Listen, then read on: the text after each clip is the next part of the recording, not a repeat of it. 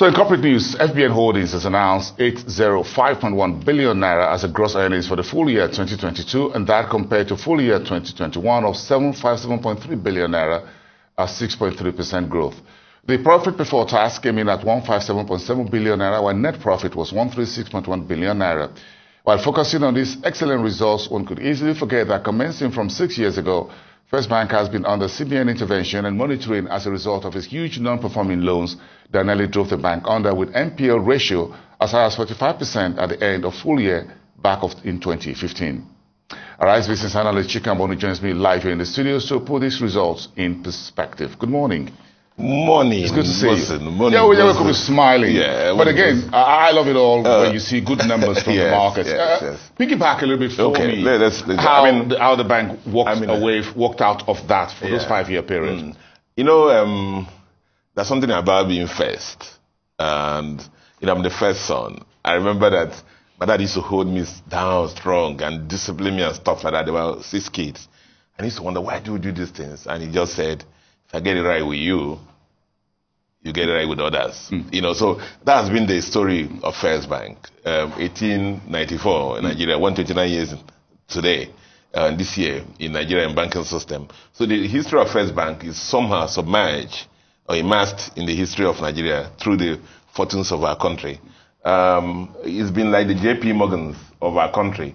Where there's any problem, central bank usually goes send them first of all to go and intervene. You know, I'll quickly go through what I have.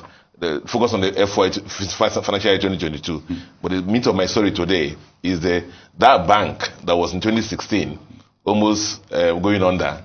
That was CBN intervened, and what has that bank become today? You know, but let me just quickly go through financial year 2022. Gross earnings came in at 805.1 billion. 6.3% growth. You know, people ask, how do banks make money? You know, they make money from your money that you put there in savings account, current accounts, and they pay you some paltry amount and lend it to people out. And then those account maintenance fees that we don't know the banks, you know, the banks say they maintain your account, we don't know what they maintain, and they charge you for it. And then when you draw from ATM also, you know, so all those accumulate to that. Now, impairment charges is very important. It came in at 68.6 billion, but you know, a reduction of about 25.2 billion.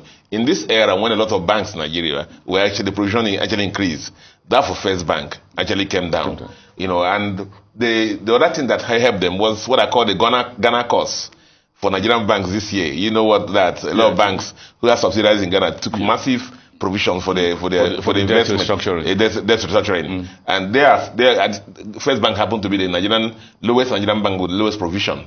The Nigerian bank with lowest provision after the Ghana debacle. They only had about 5.9 provision there. PBT came in at 157.7 billion, but a drop of 5.4%. But the issue there is this: that the previous year PBT 2021 had about 141 billion as recoveries there, whereas this year had only about 13 billion.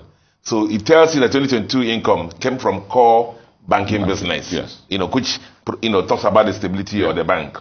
Total assets grew by 18.4% to about almost 10.6 trillion. Customer deposits, you know what it is? How the confidence customers have on the bank grew by about 22%, 7.1 trillion.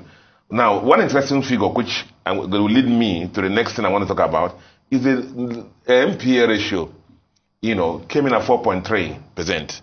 Now, if you recall, that in 2016, this particular bank, the NPA ratio was for 5%.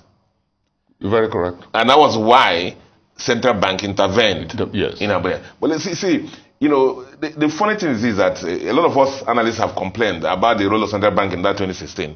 Because they sneaked in there. You know, it's like when the big boy, the first son is this, and they don't want to embarrass him. So they sneaked in there. For other banks, central bank could have gone there. It was a front door approach. It's a front door approach. But for FirstBank, it was like an AMCOM inside them. They handled their own AMCOM, but they did very well because there was only new capital brought in. You know, but CBN used a lot of forbearances, close monitoring and hand-holding, that turned the bank around. So I have what I call here the FirstBank, a journey completed. And that's the crux of where I'm going my presentation today. So you think the storm is finally over for them? I have a schedule that shows 2015 to 2022 compared to 2022. Could you put it up for our viewers, please? 2015, 2022. And let me start from the NPA ratio. In 2015, December, final year, it was about 45%. 45%. That means every 100 naira loan they booked, they lost 45 naira of it. You can imagine the loan process, the risk management process. So one of the things that the new management did, supported by the board, was robust, rigorous risk management process, which enabled them now to bring down the NPL down to what it is now, today, to less than 5%, within the statutory range. Now, look at this bank that in 2015, brother, they had less than 3 billion in deposits. Customer deposits. 3 trillion. 3 trillion, so thank you. 3 trillion in deposits. Now it's about 7.5 trillion in deposits. Look at another interesting figure there. Total asset then was about 4 trillion. Now it's about 10.6 trillion. But look at it. Total number of customers then, 2015, was about 11 million. Now the number of customers is 41 million.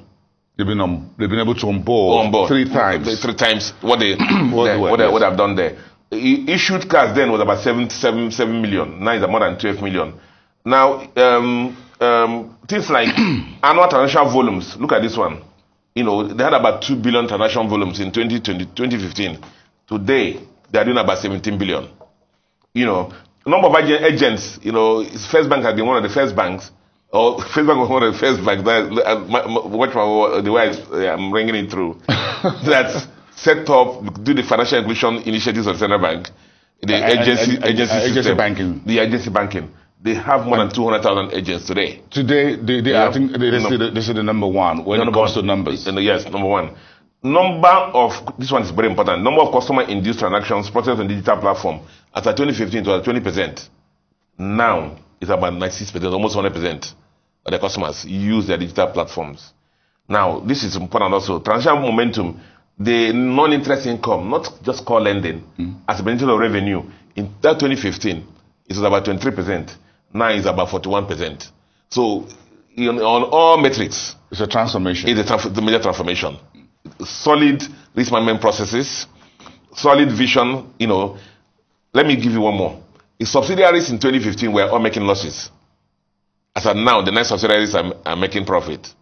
Interesting how this financial supermarket of a company has been able to weave its way through. I think it's all about resilience. If you are, you talk about age here. You talk about a bank that is looking towards 200 years old with footprints in Nigeria. I think there's always something there they can always go back to and say, look, we can always re-engineer. I think they have a couple of change in leadership as well over the last 5 years. Only 5 years. So the leadership, in that they had a new leadership that came in that.